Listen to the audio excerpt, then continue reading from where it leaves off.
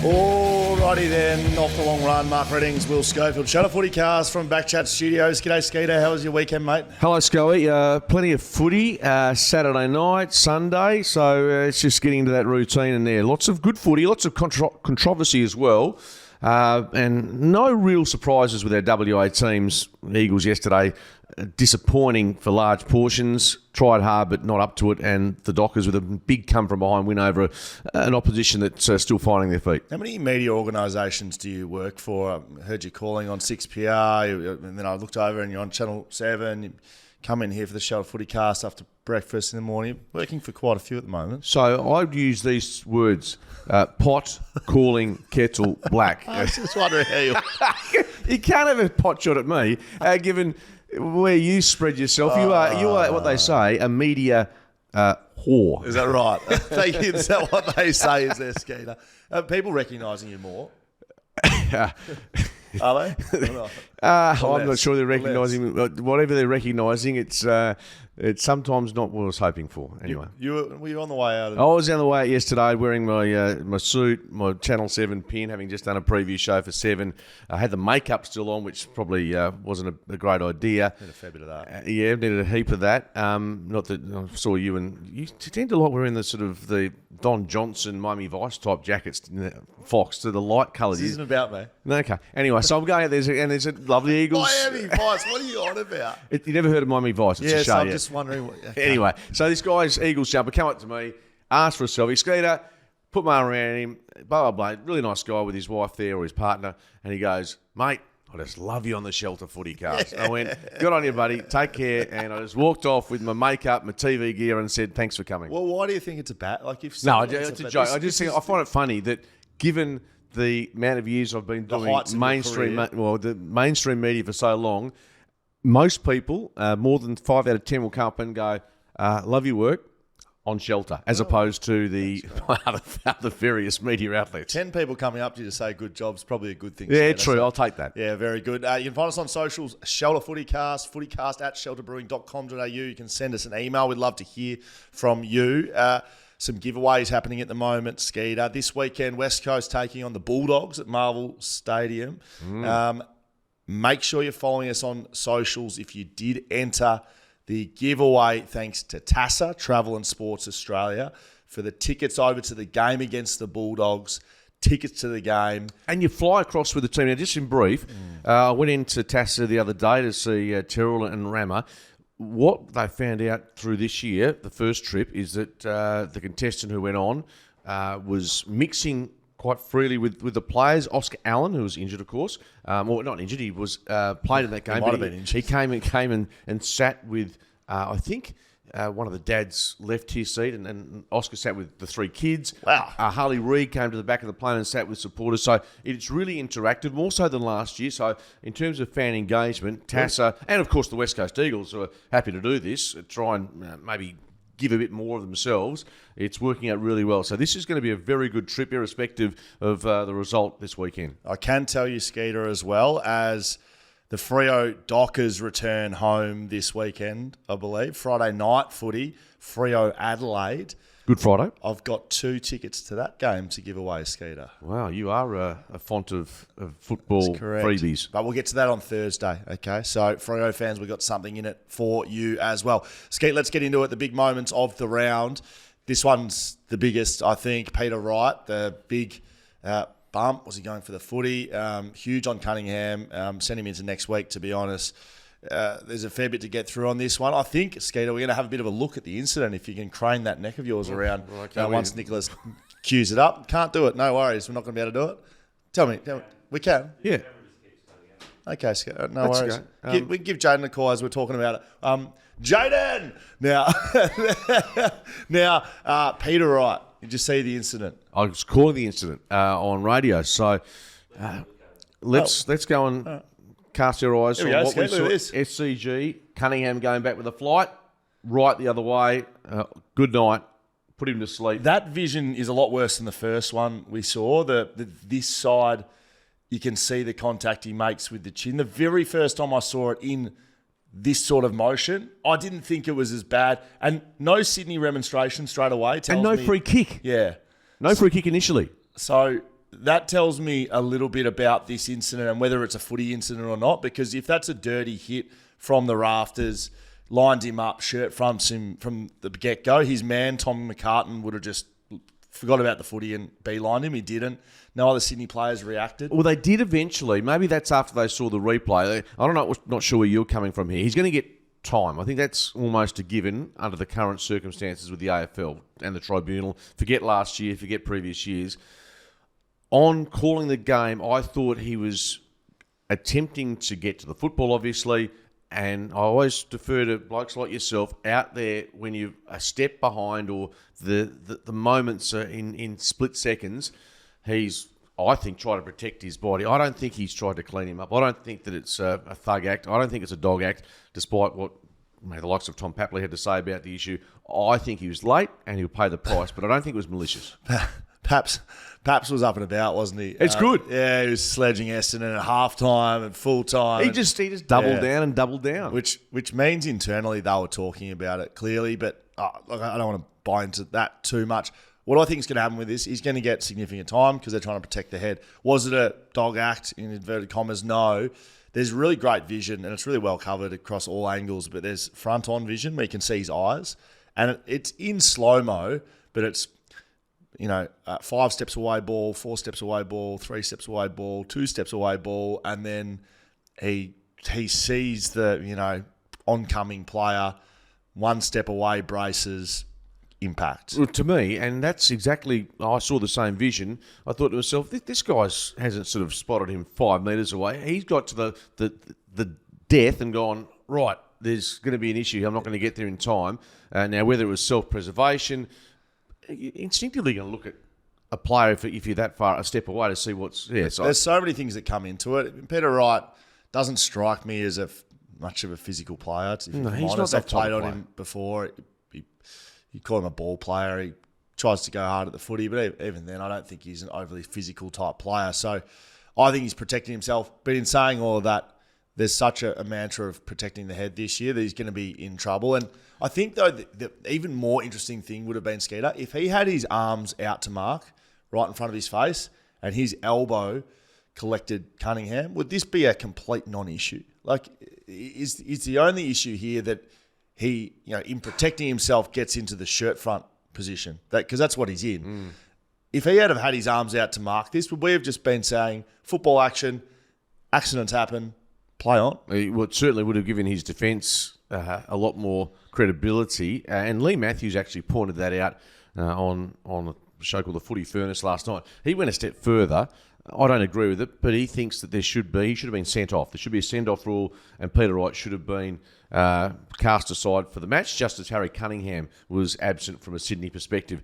I think there's two things. A, the umpire at the time, I was calling the game, didn't pay a free kick initially in that situation. So is it the umpire's call? Is it someone sitting up in the bunker to make that call about a send-off rule if it's to come into play? And if it's one person's decision, you and I, we could both go and be sitting up there, for instance, we could have completely different views and theories as to what constituted a send-off. Why are we the only major sport in the world? I can't think of one right now that doesn't have one. Yeah. What's the reason for it? You can't say it's a 360 game. It's unpredictable. So's ice hockey. Rugby is not a 360 game, but rugby has it. Soccer has it. Basketball has it. NFL has it. What's the reason for us not having it? I think our game does have more variables than what those other sports do have. Ice hockey, I would argue, is very similar to AFL in terms of you have people coming from behind or in front of you, and you're on ice skates. So what is a send off? We still, even if we put something in play, what is a send off in the AFL? Is it a Barry Hall punch? Yes. Is it a Sam Powell pepper? Yeah, but all these other leagues have got the same questions. What's a send off? Is it an action or is it incidental? Yeah. But if it's a football incident, what does a football incident mean? Well, okay, is something that happens on the field? Well, yeah. If you break the rules and you hit someone high, you're off. But if you're going for the football, for instance, Braden Maynard last year, should he have been sent off? If the other player goes off, I think we're going to get into this discussion pretty quickly. I think if the other player, it's going to be outcome and not action. Yeah, that's what I think. Do I chips in think that's a good idea? Probably not, but they're going to have to. So if you go back with a flight, you take get hands on the footy, elbow out, you take out Will Schofield with your elbow, and he goes out off concussed. Yes. Is that a send-off rule? Well, so, I mean, the other bloke's been sent off, and it's unlucky for him, isn't it? So, even the ledger. I can't buy into that. Look, I understand the argument, but I just don't see the Peter Wright one to me. I think it's time on the sidelines. I don't think it's a send-off. I'm not bored on the send-off. We may get there. You might be right, but I can't see it happening in the short term. We can't. We can't as a sporting code just say, well, it's a football action. We can't have send-offs. I think we need to get to that point. What it is, you could well be right. You can't have incidental incidents like that as send-offs. But it's got to be really blatant for me. Really. I mean, I'm trying to think of, for instance, if Jimmy Webster had executed that bump in a home and away game, that's probably a tick, and you can use that. But there has to be real parameters, because I don't think Peter Wright fits in that category. I think that would be, I know you're saying Cunningham's gone, and possibly for more than missing the mandatory one match, but it's not different to soccer with the referee out there making red cards and the outrage that happens around red cards that may or may not be there. Soccer deals with it. Yeah, well, why can't we? But they've got VAR as well. Okay, we can have someone in the stands watching. That's my point. You need to have someone, an umpire obviously, to make a pretty huge call to leave a player, the team short. I can tell you one thing. You don't want you and I up in the stands making these decisions. We'll be sitting there arguing, debating, trying to have a shelter in between, half mollycoddled by the time. Mollycoddled. Very good. Skeet, I think, look, I asked you this. I thought of someone of your media, status, experience, ilk. You may know the answer to this. Who won the Tasmanian election last night, and maybe the repercussions around the Tasmanian Stadium? Yeah. So who won? Well, to my knowledge, hung parliament, the term has come. I know you have a little giggle like you're 12 years old, you're watching a porno. No, it's hung parliament. That's all it's going to do. No sexual reference. Are you sort of giggling away when I said hung parliament? That is where I'm thinking it's heading, but the Liberals in a bit of trouble. Now, how this plays out politically... I saw Jackie Lambie's... Oh, you said, I'll put it this way, there's an issue for the AFL if she has any say in the matter, because she doesn't want a bar of an AFL stadium there. I think the hung parliament means that the stadium will be able to go ahead in one form or another. I think if Labor took over completely, there was some serious question marks. But to be fair, and you may well be right, but this is a case where there's over 100,000 members, albeit it's $10 a pop. But there's a reasonable number of people already on board this for the Labor Party, for instance, if they were to gain control, to come in and overturn that. It's pretty difficult. I think that the AFL was very savvy, and the Tasmanian franchise very savvy in declaring and putting their brand, their name out there before the election. This is from 2020. What do you think the entire population of Tasmania is? I had no idea. I just looked it up. Okay, I'm going to throw a figure. I'll say 700,000. 550,000. So if that hasn't changed significantly over the last couple of years, 150,000 That's members. A big proportion of your population. Just a little under 1 in every 3 people is a member. Maybe it's 1 in every 4. It's pretty good, isn't it? Yeah. Skeet, let's get into some of the bigger games over here in the West. Fremantle defeat North Melbourne at Marvel Stadium on Saturday. The early game, 102-76, started poorly. Well, I will say the Kangaroos started really well. They were absolutely firing on all cylinders. Wardlaw, LDU, all that crew in the middle of the ground. Cherry was good in the ruck. They could do no wrong, and it looked like Fremantle was stagnant. They weren't getting that zip through the midfield. They weren't getting field position. They were turning the footy over, and North Melbourne were all over them. And I had a little break from this game, and I thought, gee, this is just going to be a disaster after starting really well, beating Brisbane over here at Optus Stadium, going over in a danger game, because Fremantle have been known, and so have West Coast, losing these games to lower sides in Melbourne. It was a great fight back and good win in the end. Absolutely. They were down by 5 goals. So ordinarily, that's a massive, away from home, that's huge. Did the same against Brisbane, really? Yeah, well, they've done the same thing against many teams. This is, look, we'll go the negative, then we'll go the positive, because there's more on the latter, but you have to have a concern about when you're playing good sides, and North aren't at the moment a good side. They got away with it against Brisbane. Last year, they started slowly on so many occasions. Their first quarters just haven't been up to scratch, and you're not going to get away with it against the better sides. And that doesn't mean you have to be kicking 7 goals to 2, but you have to be in the game a lot more than what they have been. Full credit to them. They found a spell just before half-time, 10 minutes thereabouts. They regained a bit of control, some momentum. Trail by 17 at the half. And then, obviously, the third quarter, they put the game to bed, and Luke Jackson was, to my mind, the difference in many ways. I mean, Carlos Serrong still gets 36, I think it was, and Andy Brayshaw, terrific. They had a lot of contributors. But Jackson's the guy that, as I mentioned him before, Stephen Michael, going back in time, that athletic ruckman who can go forward. He's, you know why Melbourne wanted to keep him so badly. I mean, if he's playing with the Demons last year, for instance, in finals as a forward, who knows? But he is going to be, I think, a massive part of why Fremantle succeeds if they do. I couldn't agree more. He was outstanding. Around the footy is where he just looks his most comfortable, and it almost feels like you can't talk about him without talking about Sean Darcy, given they're both on long-term big contracts at the same club. Fremantle want Jackson as a forward, and whether or not that's his best game, they don't want Sean Darcy as the high centre-half forward type, do they? He's not agile enough. So when Sean Darcy does come back into his team, make no mistake, they're not going to keep him in the waffle, Sean Darcy. They're not going to play him in the waffle for the next 8 years. So they want this to work as Jackson as the forward. Maybe he spends more time as the ruck than a traditional second ruckman, but they see him as not an everyday ruckman. But what he's been able to do the first couple of rounds and last year off the back of no Sean Darcy, it starts making the case for, do we need two big rucks? I know. Do we need to set up? I've got no issue with them having two rucks. I think it can work, and it's shown. Look, I think if Darcy comes back, he might do predominantly more of the centre square work and maybe pushing backward of centre. He assumes, and when it goes forward to centre, Jackson does the ruck work and plays forward. Put it this way, you're blessed with choices. Yes. You'd rather be sitting in their position than the mob across the road. That's correct. Who we'll speak about them surely, but they got absolutely towed up in the ruck yesterday. A couple of sort of more in-depth things I looked at here. Andy Brayshaw was quieter for the first part of the game, and I know they're trying to get that midfield mix right with Sarong, Fife and Young to start with, and Brayshaw is starting on a wing and then rotating through the middle. It looked like with 10 minutes to go in the second quarter, they put Brayshaw on ball, which I still believe he's their best midfielder, and that's not being outrageous. Sarong, very, very good player, but I think Brayshaw at his best is their best.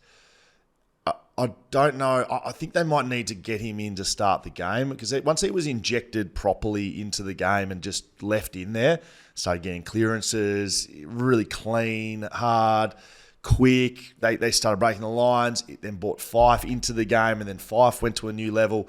I think they've just got to have a look at it. They've got some vacancies in the back line. I know they're really strong on playing Hayden Young as that attacking midfielder, but he's certainly played a lot of time as a backman. It won't hurt his development going back for a week or two, trying to plug these gaps while they're missing a few.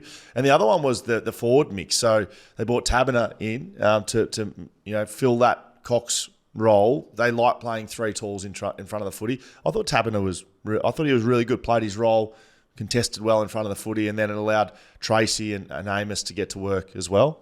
Absolutely. And Tabs is now, that's his job, because he knows that he's slipped down the pecking order significantly in the past 12 to 18 months. His body hasn't done him any favours, but he is in the side, and it's his position to lose in many ways. So, yeah, at times you wonder whether the tall options for Fremantle can work, and particularly if Jackson goes into that area. But as it stands, Amos is a lock. He plays without question. Tracy gives them another dimension, and now Tabiner, I still think he's the bloke that has to prove his worth from now on. But yeah, I don't mind Fremantle. Look, they end up kicking 102 points for the game.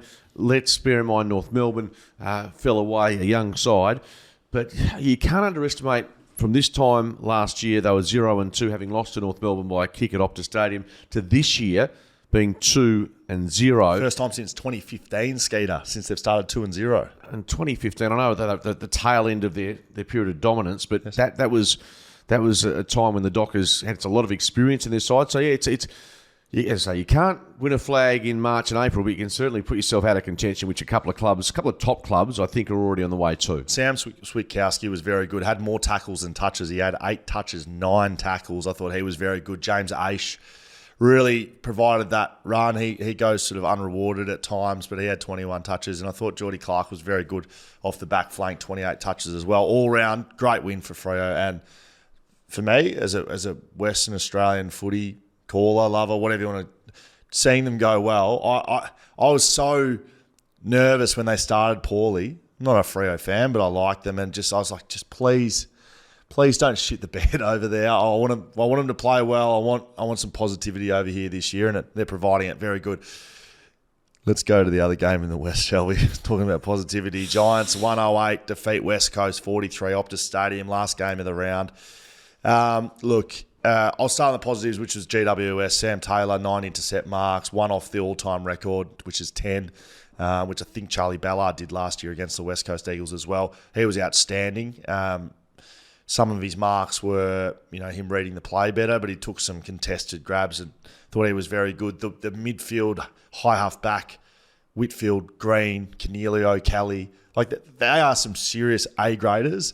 So if you stopped any of those, the others pop up, but they all did as they pleased throughout the day. And, the Giants, I thought, were, that showed why they're probably the best team in the competition. Yeah, and Kieran Briggs in the middle just gave them the drive, and he absolutely towed up young Harry Barnett, who should still be playing in the waffle. It's effectively his first game. He's subbed in his first. Yeah, it really is a big ask for him, and Bailey Williams is not a recognised ruckman, so they got service from them. I think the Giants probably were going at probably three-quarter rat power. I don't think they could have put the Eagles to sword, I think, but they won by 65. You take that, you're top of the table, percentage boost, full stop. From a West Coast perspective, the positives for me, Elliot Yeo, really liked him. I thought he was back to some of his better work inside the centre square, busting lines, etc. Jay McGovern down back was very serviceable.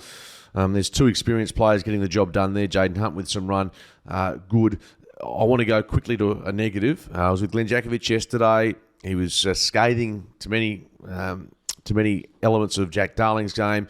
He finished with 12 disposals yesterday. Didn't kick a goal. The week before, 4 disposals and a goal. You mentioned Sam Taylor.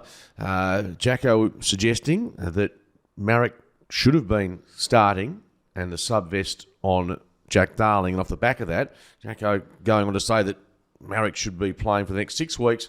And effectively, a bit like Andrew Gaff, Jack Darling takes a spell back in the WAFL. I don't know if Ryan Marek would have a better impact than Jack. I'd love to hear your thoughts.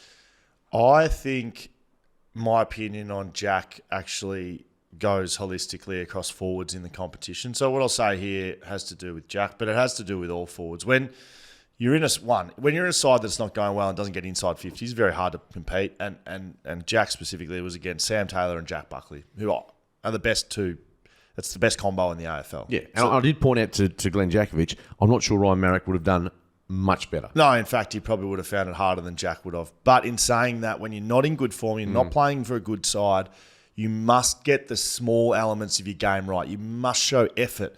You must chase and tackle. You cannot have an opponent have 9 intercept marks. You at the very worst, if you get no touches and you don't impact the game, you bring the ball to ground. You cannot lose contests. It is unforgivable as a senior player, as forwards in the competition, as a forward line player, to have your man or men in that back line consistently win contests. That is just a non-negotiable, and then you can talk about the rest. You can say whatever you like. That for me, as a backman, as a teammate, if my forwards were losing contests, I had these conversations with Josh Kennedy. If he, very rarely happened, but if he was getting towed up in the contest and losing, not halving, but losing them, we would go very, very aggressively at the forward line. Like, just give us a contest. Get it out of bounds if you need to, whatever you need to do. And that didn't happen enough on the weekend. But in saying that, look, I think it needs to be appreciated how poor this West Coast side is. Their fundamental skills were dreadful. They were absolutely dreadful. And as a key forward in that side, you're not doing much. That's why you need to get the contest right. That's why you need to do the little things.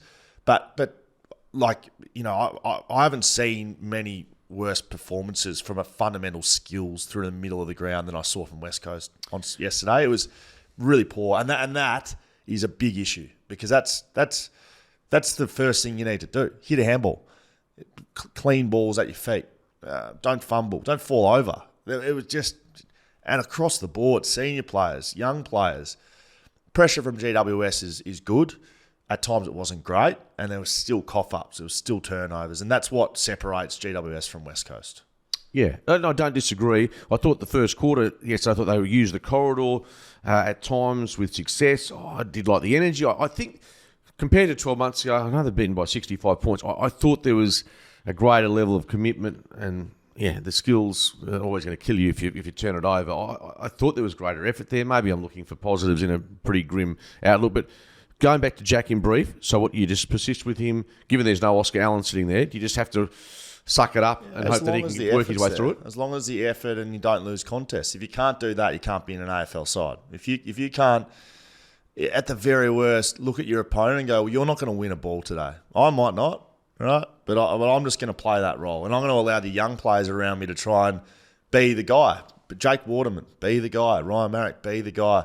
If you're Jack Darling, that's what I would be focusing on as him. And I dare say it, if he does that, it'll probably give him some confidence. All of this, no matter how many games you played, all of this is about confidence and about the mental side of the game.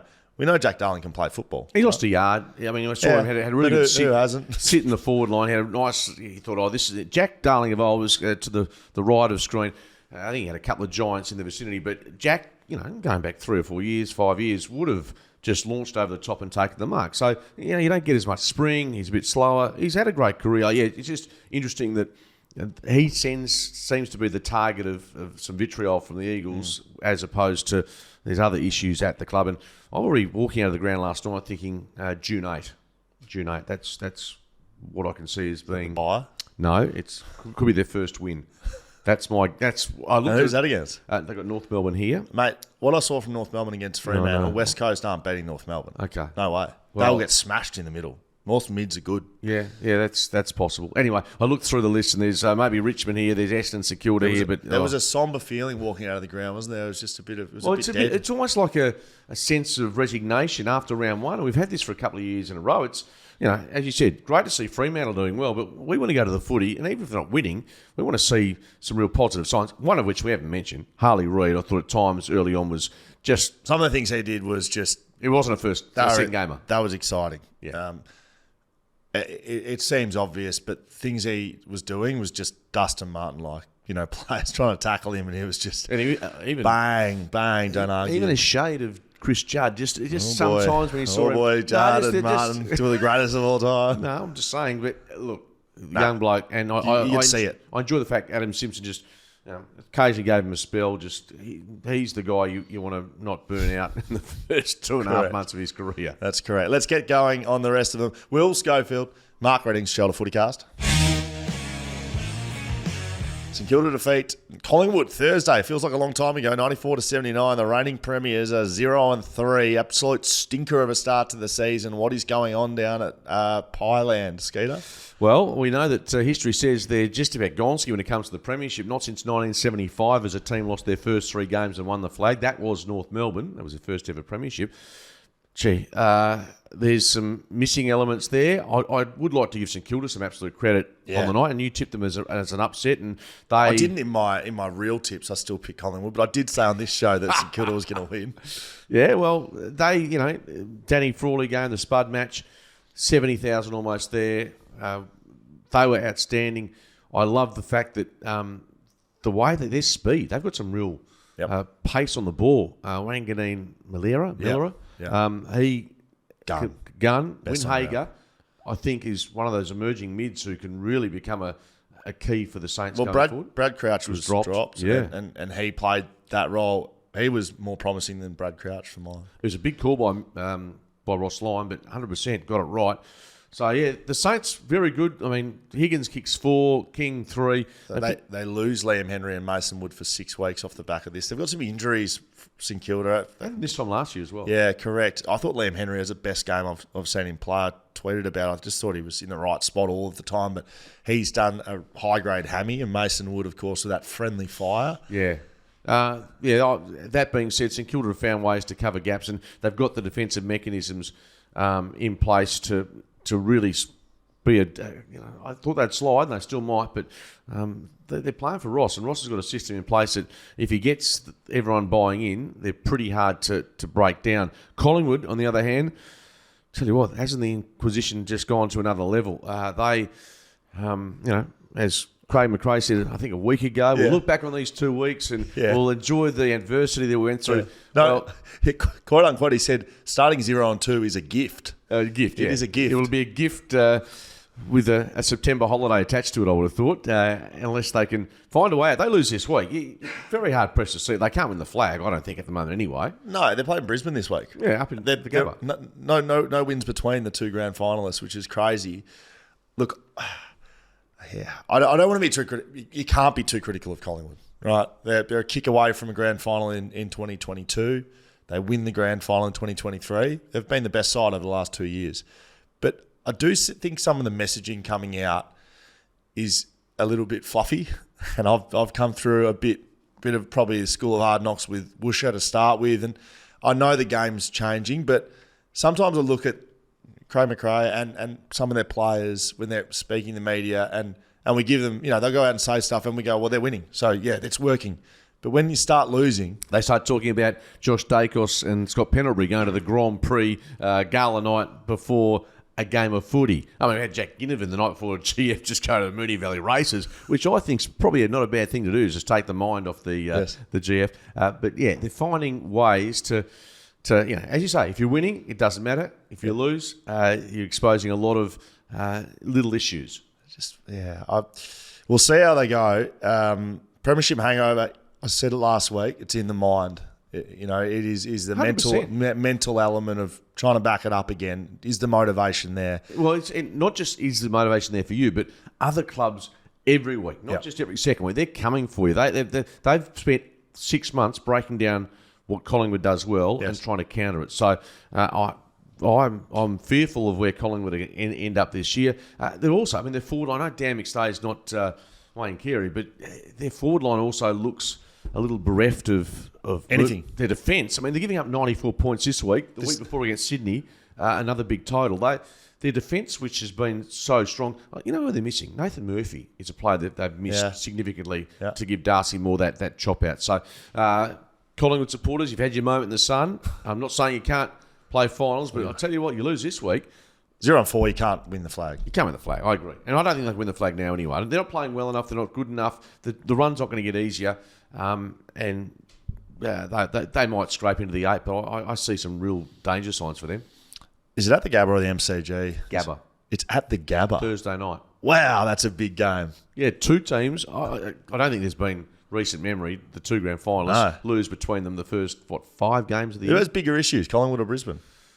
Oh, I think Collingwood. They've both got significant issues. Kitty Coleman's absence massive for Brisbane, and Dan McStay injuries looking bigger for Collingwood as well. As I agree that the forward line's just lost all potency. That they didn't look like being able to kick a winning score on the weekend. And St Kilda's got a good defence, to be honest. Dougal, Howard, and Co down there, but. Yeah, it's going to be interesting to see if they can bounce back. Let's keep moving, Skeeter. Geelong defeat Adelaide at Adelaide Oval. Yeah, tip the Crows. So they played well. 0 from 2 with them. They were terrible against the Gold Coast Suns, and they were Scheisenhausen. Well, let's be honest, Geelong were very good. And Tom Stewart, I'm not sure how many times he's got 3 Brownlow votes, but in his 150th game, he could have picked up the mark of the year. And he's picked up, a couple of Brownlow votes. That would have been massive. He had the 10 intercept marks, which is equal to an all-time AFL record. His 150th game. Yeah, I said that. Yeah. Sorry, I wasn't listening. You know I don't listen when you speak. Vice versa. Now, Brian Myers, Lionel Messi, was very good. 26 disposals and 3 goals. Adelaide's midfield, got a lot of ball winners in there. Matt Crouch has 37. Rory Laird has 29.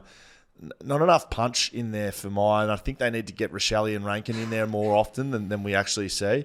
Jordan Dawson, star, and he provides something different, but they don't have that line breaker. Like Dawson is with his leg, but Rankin and Rochelle are runners, and they can take the game on. I think that's an issue. Geelong, Adelaide was everyone sort of picked to be the ones jumping this year. I don't think they were one of mine. Oh, of course not. Not 0-2. They certainly weren't one of yours. You're going to get the out of here with that cough, mate. This is Schoey having a crack at someone coughing in the studio. I haven't coughed at all. Now, Geelong, look, I had them on Struggle Street. Oh, yeah, slipping all the way to the bottom 4 now. They don't look like they've changed too much to me. They've got guys that are slotting into roles. Maybe we, I don't know, maybe we expected this side to slow when we shouldn't have. Well, maybe it's a bit like, you win a flag. They had a down year last year. A bit of the old, the hunger just dissipated a bit. They had a decent pre-season. You can only surmise. And if their better players stay healthy and their older players stay healthy, you're not putting it past them playing finals from this position, 2 and zip. And the quality's there. We know that. And maybe they've had the reset over the summer. Chris Scott's a very good coach.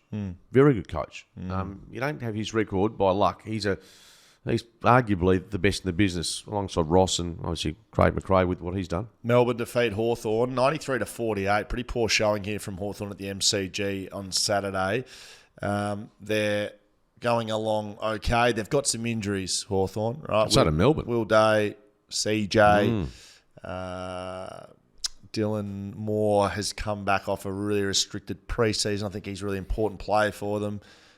They've got some others missing. Blank did his ACL in the pre-season, Granger Barras. But none of these guys are... Will Day, with probably the exception, and CJ adds a lot of run off their back line. But it's not like they've got 10 blokes out.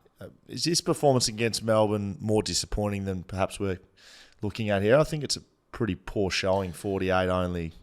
100%. Melbourne very, very good? Melbourne were very good, but Hawthorn, I think we're expecting and again, you've mentioned the personnel missing, so perhaps that's a bit of a leave pass. But Melbourne, you thought they were ordinary against Sydney, but that form now probably not as bad as what it looked at the time. Sydney's good. Sydney's very good, and they were impressive against the Dogs, who won well yesterday. They win by 55 points. Petrarca again just showing his class.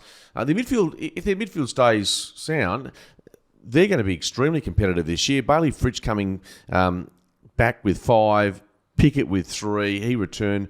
So their forward line's still going to be an issue, but they kicked 93 points.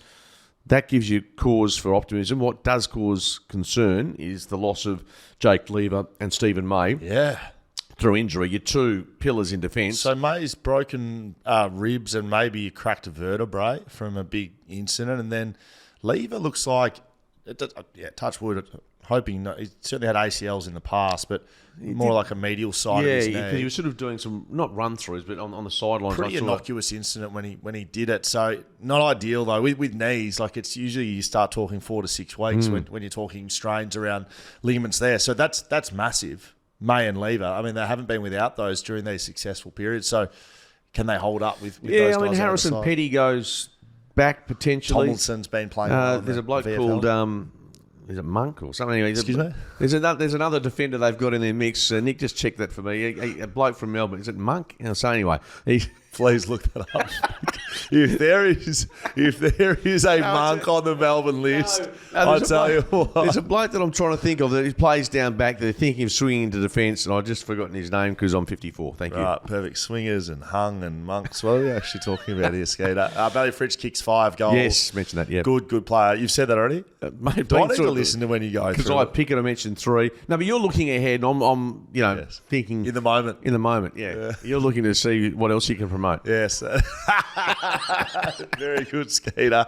Look, I think Melbourne maybe ahead. The Clayton Oliver stuff, the Smith stuff at the back end of the pre-season, I think probably turned people off a bit, but it was either going to go 2 ways with Melbourne. They were going to crumble and just internally combust, or they were going to turn this season into everyone else against us and we're going to beat everyone. And maybe it's going that way. I don't know. Maybe it's good to see, maybe it's not, but they're going pretty well. Sydney defeat Essendon in a pretty spiteful affair off the back of Peter Wright, but there was some other things going on. I think quite clearly with this one, so 131 to 101, high-scoring affair. I think quite clearly John Longmire had brought some of the comments from Scott in the media around the Essendon edge that he promoted in the media, and their players knew about it. Essendon then looked to be quite physical to Sydney players, given their ability to run and carry and take the game on. Essendon sort of almost looked like they got a bit distracted, especially looks like that when you lose the game. Looks like you've taken your eye off the ball a little bit. How did you see it? Yeah, look, I thought I didn't mind the aggressive nature of Essendon. Unfortunately, you've got such a limited scope to push the envelope. You need to be able to defend off the back of it. You can be physical. If you're just pushing and shoving, then you look silly. Well, you read my mind in terms of their defensive inadequacies have been there, laid out there for probably 2 or 3 years now. And At longer. least. At least, yeah. And nothing's changed. Look, they kick 100 points themselves. And I thought they were competitive. I don't think they weren't willing. And, you look at the likes of Zach Merritt, who was outstanding. You think of their what they gave Nick Martin, and he provides drive, but their defensive. 130 points to give up. That amount of goals, 19-17. So that's 36 scoring shots. Yeah, that doesn't bode well for better teams like Sydney for Essendon. So although there were some positives for them, you just have to look at Sydney with Papley and Hayward in attack. And Isaac Heaney, possibly with 9 Brownlow votes. Should we go and get Nick Nick, leave it on the middle camera. I'm not joking. Go out that back door. Go get a water. Go get a water. He's in a bit... Oh, for fuck's sake. What's happening? Oh, he's dying over there. No. There's no middle camera. Can we finish the show before we take it to hospital? Before we put him in a body bag and drag him out of here.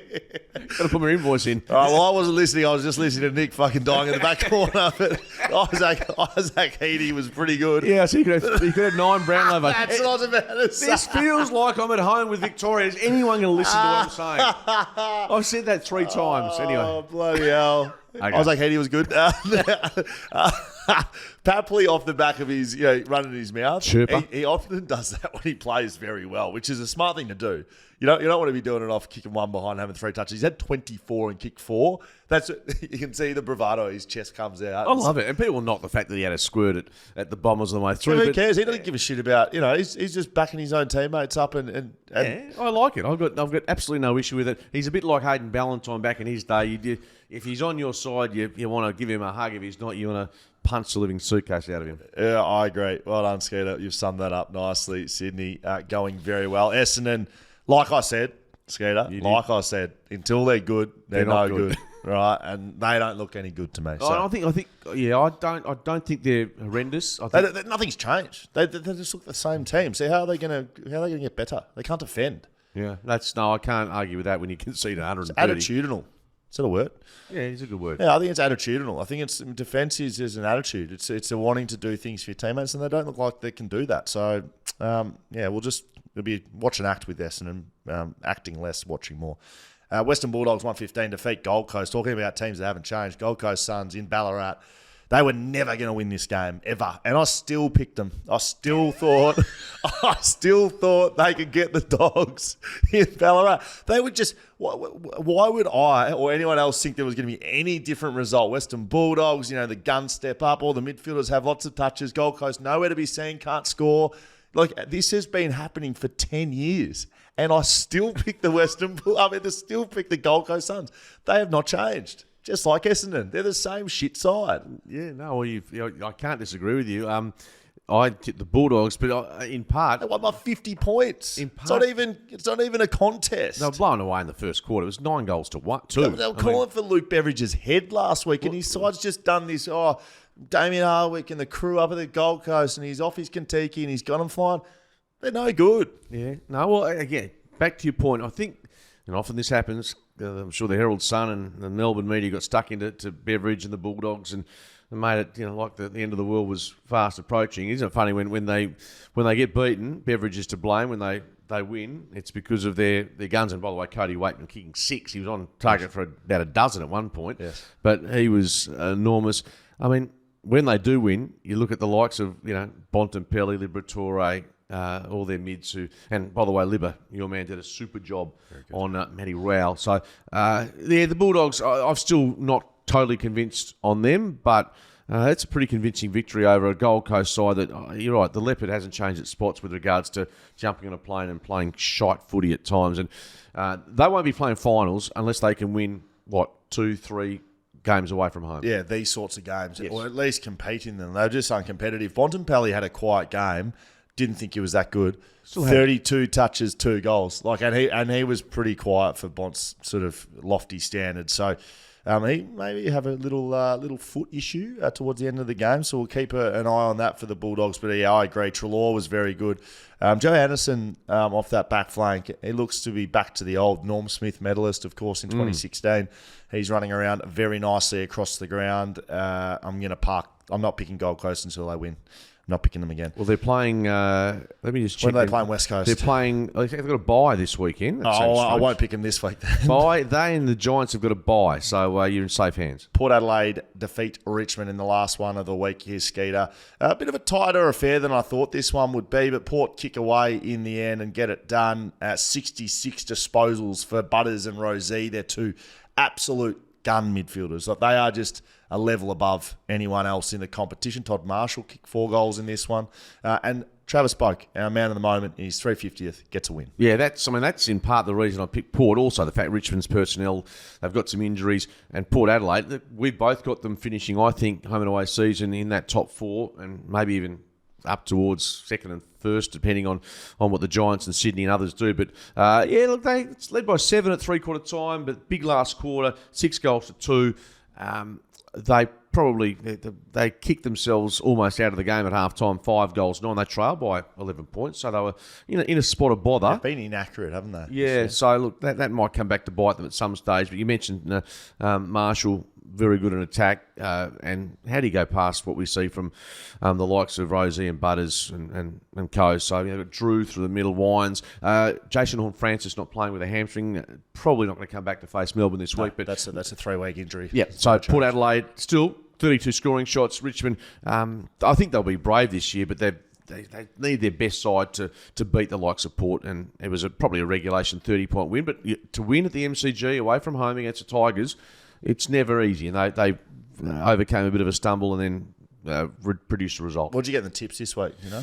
I got 6 or thereabouts off the top of my head. Yeah. I'm about the same. It wasn't great. I've been poor. I mean, it's no surprise. It really pisses me off. I actually get so dirty with that. Mind you, I get dirtier if I lose on the multi. So you take the... That's why you're so grumpy all the time. No, I had a good weekend, actually. I'll tell you what, I had a double. I had Melbourne United with a 2.5-point head start in the NBL Grand Final into Port Adelaide.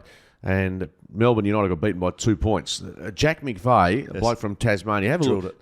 Yeah, drilled that 3. From 3. Enormous. W won the Sheffield Shield, by the way. 3rd time. Well done to the boys. Congratulations. That is huge.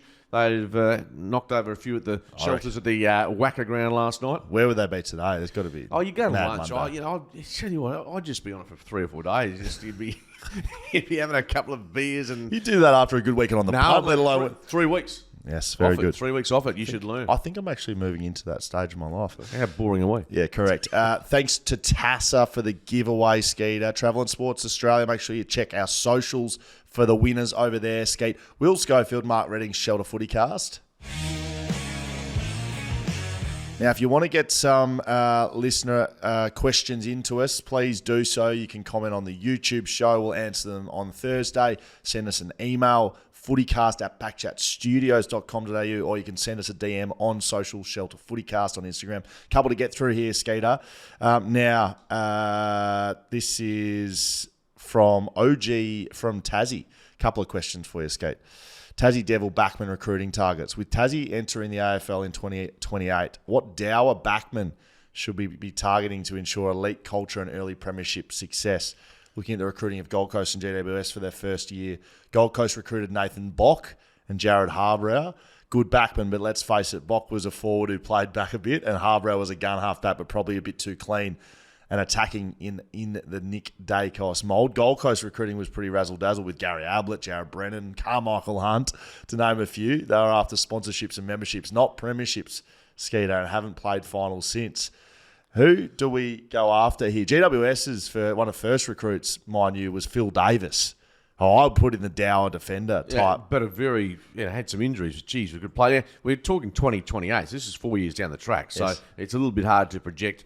But if you're going on the current status, I mean, I don't know, how old's Sam Taylor? I was going to say Sam Taylor would be probably right. I mean, he's a little bit of a level above a dour defender, isn't he? No, yeah, I'm just talking elite defenders. Harris Andrews is probably better than a dour defender as well. Yes. A dour defender. Anyway, you're looking for quality, and they'll get, obviously, a look Tasmania at, some really good picks or certainly some talent. And you mentioned before about the suggestion of having to on trade and the differences that Tasmania will have as opposed to other new franchises. So I get that.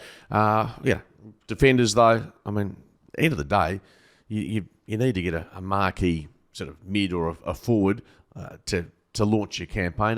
That first signing, that big signing, is the one that can really drag others through the door. I think Jed Walters, a local up there on the Gold Coast, that is one positive for him. Did you see him play at all? Number 3 draft pick. He looks very good. Very, very good. But you're probably not prying him out of the sun. Burley Heads, what is it, on the corner there, the tavern? Burley Heads Pavilion. Yeah, the pavilion, of course, you know where it is. A couple of YouTube comments to finish off, Skeet. I think these are interesting about playing Eagles youngsters and playing them in the waffle. I totally agree with me. Thank you very much, the Quarters Footy. Says, I totally agree with you, Schoey. What West Coast are doing with the kids is like small fish swimming with sharks. They're outsized and out experienced right now. If the team was in a better position with personnel, it could do switches in between waffle and AFL levels for development and experience gain.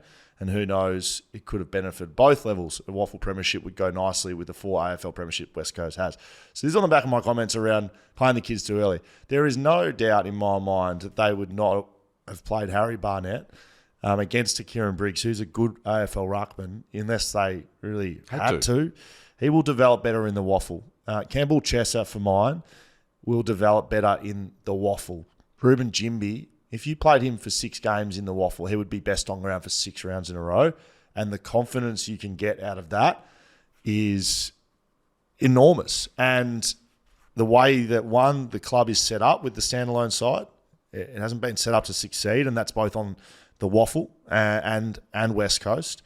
Injuries have played a part here as well, and so they're not competitive at waffle level, so it's not the place you go to develop. So, 1, I think they should be playing in the waffle, but 2, playing in the current system right now isn't doing them any good either. That's why West Coast are between a rock and a hard place. They want to develop the kids, but they can't do it at a waffle level, and haven't been able to do for 2 years. And we're seeing the fruits of that right now. Is the list gap in the quality. They haven't developed players for a minimum of 2 years, probably more. So I don't know if that changes this year. I don't know if West Coast have got more players into that waffle side to make them more competitive. We'll have to wait and see till the waffle season starts, which is this weekend. Yeah, Thursday. Easter Thursday, West Perth, Claremont. Yeah, just going back to the waffle briefly, Andrew Gaff had 29-1 in the practice match. He won't be coming back this week unless there's a raft of injuries. I think it'll be an extended stay for Andrew. Clay Hall, I'm trying to think of players that might be coming back into the mix. I'd say Clay Hall, they were very keen on his pre-season and get him into the side. Another comment on YouTube from Simo, it could be Adam Simpson. Dropping Gaff on Monday was more about placating fans and also somewhat about scapegoating his performance as a big reason the team lost. All Simpson has done is killed the canary in the coal mine. Outside players don't get their hands on it if the team can't win the contested footy. Yeah, that being said, 4 disposals for a player of Gaff's reputation. I don't mind trying to have a look at, again, Schoey, I think you summed up really well with regards to, it's okay putting in young players and giving Chesser a heap of AFL minutes, but his development isn't necessarily benefited by that. It might be better off at the waffle. I think you're right. I think the Eagles are in a tough spot. I don't think it's an easy sell. I don't think it's easy for them to work out how they use Chesser, how they use Hall, how they use Jimby. All these players you want in your system for the next 5-10 years at least. Yes. So, yeah, you don't want to expose them and just absolutely crunch them with. You can learn lessons. Okay, so if Chesser's lined up on Whitfield's playing back, but a Josh Kelly on the wing, you can learn lessons, but you can also do some damage mentally about the quality gap. Right now, Campbell Chesser and Josh Kelly are a long way away from each other, and playing on better players helps. But doing it week after week and getting smashed and not being good enough. Demoralising. Yeah, correct. That's enough for us, Skeeter, I think. Shout out FootyCast on socials. Tassa, Travel and Sports Australia with the giveaway. 2 Dockers tickets coming up on Thursday as well, Skeet. It's been a pleasure as always, mate. Yeah, absolutely. Easter not far away. So if you're having a break, drive carefully. We'll see you Thursday. Can't wait to talk some footy. Just ease off the chalky eggs if you are thinking about that, Skeet. I'll be going hard.